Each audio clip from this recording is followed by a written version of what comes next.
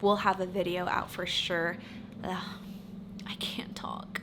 Hi everyone, welcome back to another video with me. In today's video, we're gonna be doing a Q&A. So yesterday, I posted on my pet Instagram account, Cockatiel. I posted a story asking if there are any questions, whether they're personal or bird related, and today I will be answering that in this video. So I will do my best to answer all of them. If I skip your question, I apologize. There is a lot, so I don't think I'll get through all of them, but I'll go through the ones that a lot have been requesting. So I'll do my best, hang in there, and yeah, let's get to it. So here we go. I grew up with birds from a very young age. Starting from then is when I grew interested in birds, and all my life I just loved birds. And the reason why I chose a cockatiel was, first, it was one of the first birds that I've had, and also because I'm familiar with a cockatiel from my past. So I don't have a direct answer. I just chose a cockatiel because that's what I was drawn to. Wilbur is right now 1 year old, but he's almost turning 2. He'll be turning 2 in June. I do not. So originally I tried covering him, but then I realized he was getting very anxious, and I think he also needs a little bit of light because he does get really frightened in the dark. So we have night lights around for him, and we just keep it uncovered, and it hasn't been a problem, so that's just how we keep it. First of all, thank you.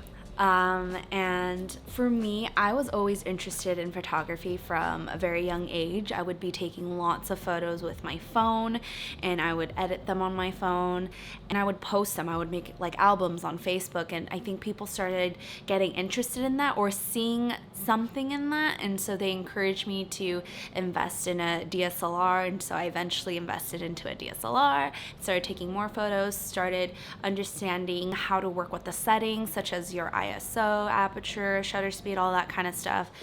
And then I even studied photography in college, so I was able to go more in depth and understanding lighting.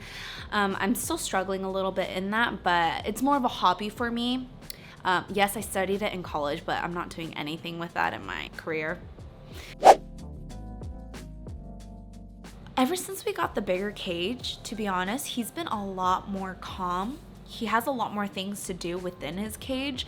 So definitely, if you have a bird that has a screaming problem, it could be because they want your attention, they want to go out, they want to be doing something active.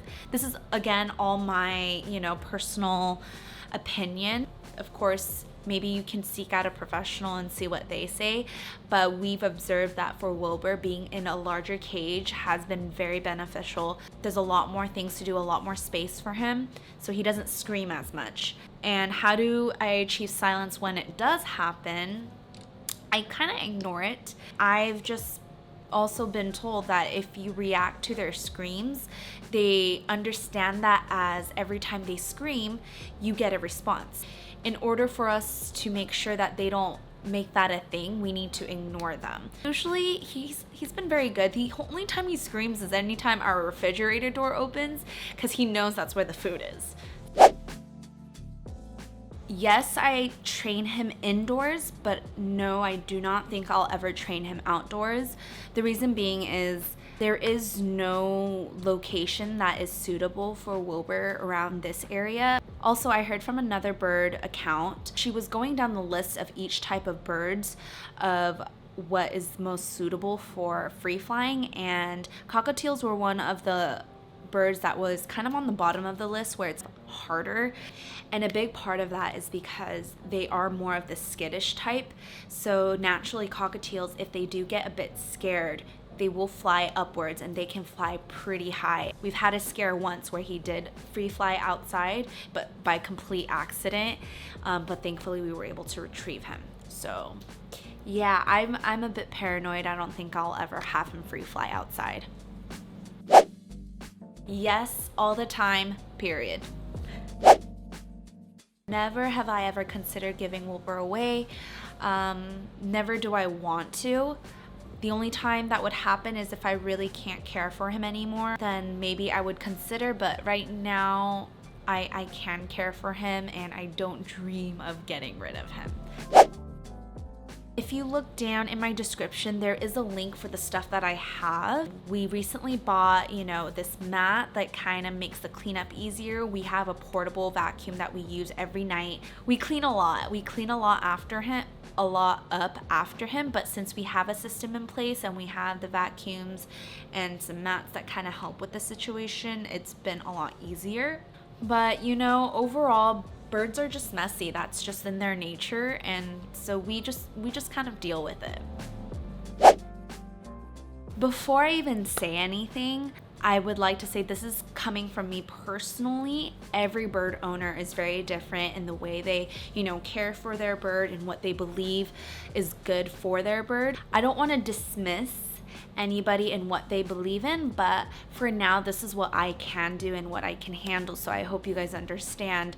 So I don't have a female partner for Wilbur, and the reason for that is because I personally cannot handle getting babies, and I also don't know how I'd be able to handle a female laying eggs, because regardless if they have a mate or not, females just lay eggs. That's just a natural thing, and sometimes there can be complications through that.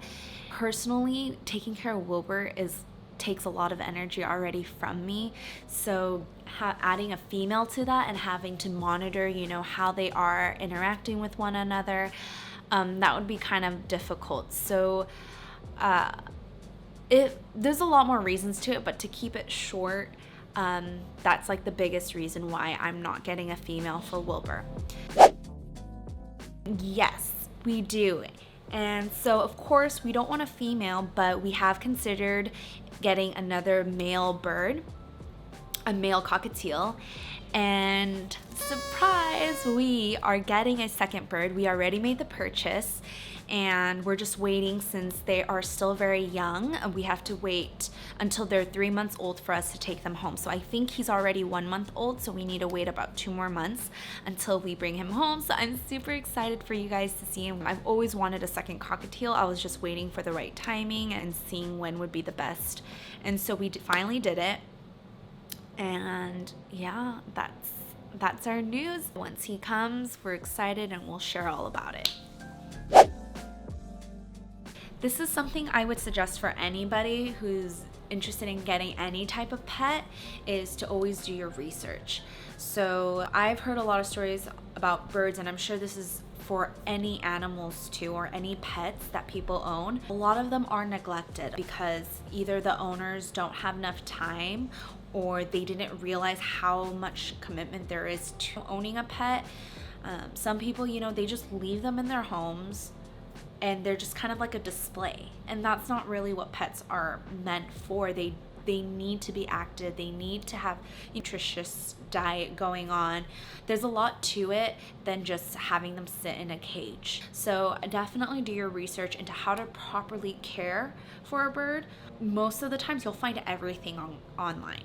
They have all the answers online, and the best thing to do also is to go to your local vet and ask them questions, ask them what you should do. Without the research, you're just going off of your own intuition, and it's good sometimes, but it's not always the best. You want to know what is truly the best, and that is to research it and look it up.